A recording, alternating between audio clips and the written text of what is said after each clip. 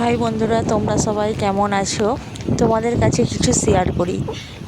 এই মাঠটা আমাদের বাড়ির পাশেই। আমি মেয়েকে স্কুলে দিয়ে আসতে যাচ্ছি। দেখো, আকাশ পুরো মেঘে ভর্তি, হালকা হালকা বৃষ্টি পড়ছে, খুব সুন্দর লাগছে।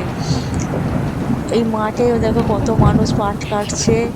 রাস্তাটা খারাপ হয়ে গেছে, ঢালাই দেওয়া রাস্তা, সবাই জমিতে চাষ করে সব নিয়ে যায়।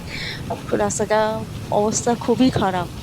আর নতুন করে দেখছি রাস্তা হচ্ছে, দেখে খুব ভালো লাগলো। আমাদের নতুন সরকার এসছে, তা রাস্তাটা করছে যে খুবই, বর্ষাতে প্রচুর অসুবিধা হতো, ছাত্রছাত্রীরা স্কুলে যেতে পারতো না, ভেঙে গেছে রাস্তাটা।